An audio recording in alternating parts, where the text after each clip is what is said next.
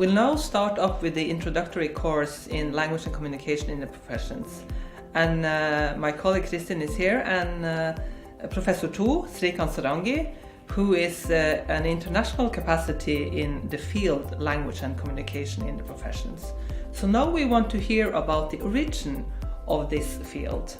Srikant, could you just talk us through a little bit the last 60, 70 years, I would say? Just to say, give a glimpse of the development of the field language. 60 years in 6 minutes. Okay, let's do that, why not? And that's what is called professional communication. I think this is very useful, and I looked at the course outline with the title Language and Communication in the Professions. And that made me think, where did it all start and how far can we go?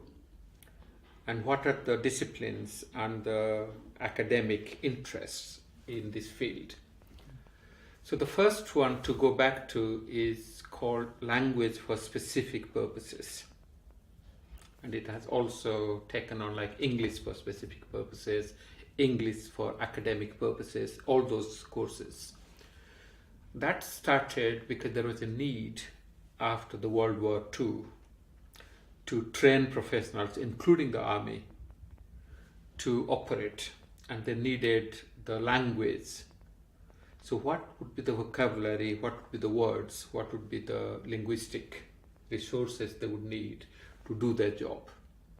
Okay. So that's how it started, called language for specific purposes as opposed to language for generic or general purposes. So we don't want to just study grammar. We don't want to study the whole of language. That's huge.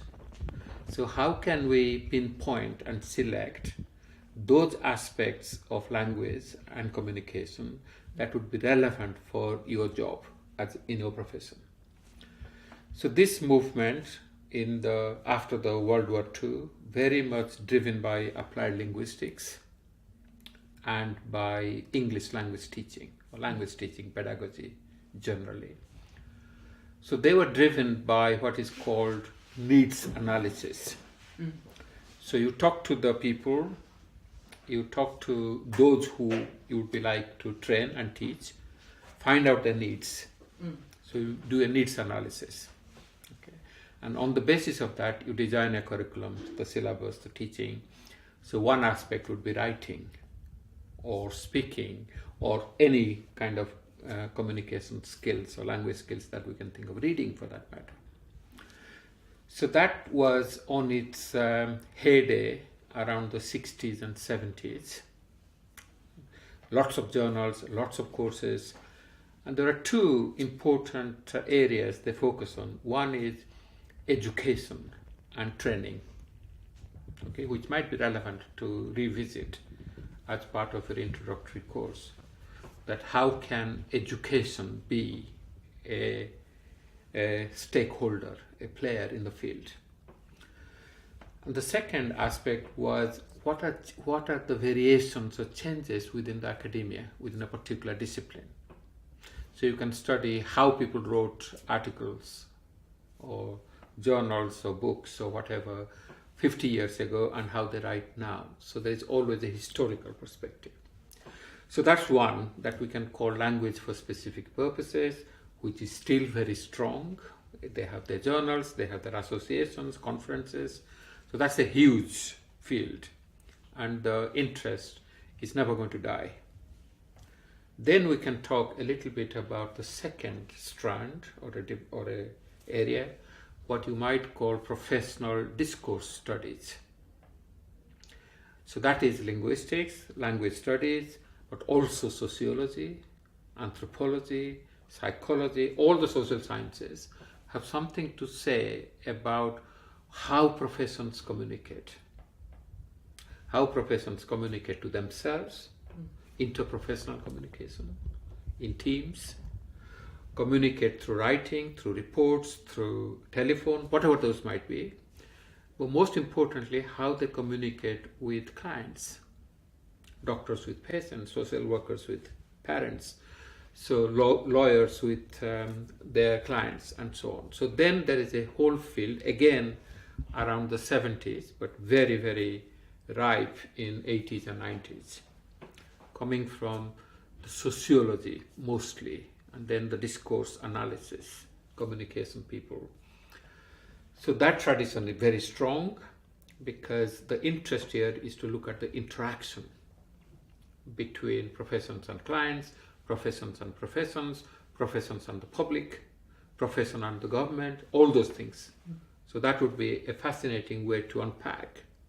So what we are talking about here is, on the one hand, this field gave us some theoretical handle on what is knowledge, what is expertise, what is power. So those things then become more important. Professionals are powerful, professionals are knowledgeable, they are the experts. Clients are vulnerable, they don't have the expertise. The government is bureaucratic, they want to put rules and checks and balances. So professions are then trapped, on the one hand, between institutions, the bureaucratic organizations, the government, the policies, the politicians, but they're also trapped between the clients on the other hand. They have their needs, they have wish lists, which can't be met.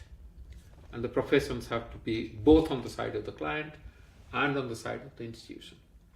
So one way I have talked about this with work that we have done together with Celia Roberts and Chris Candlin and so on, you can go and see, we have to look at the interaction, what's happening between the profession and the client, the teacher and the student, but it has to be in the institutional context. What is higher education like? What is neoliberal economy like? What is welfare system like? So we have to look at the whole institution. Within the institution, the professionals work. Then we also have to look at the public sphere. So now we can talk about the interaction sphere, the institutional sphere, and the public sphere. Then we can make a sense of how professional discourse works or pans out. And one area within that would be called workplace studies.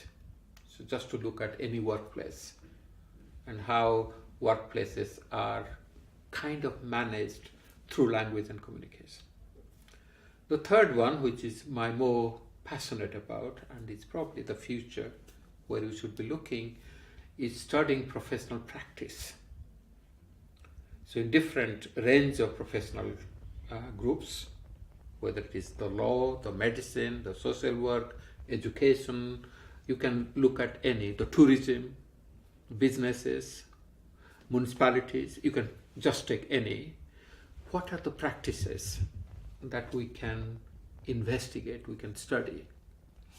And those practices are language and communicative practices, but there are also more than language and communication.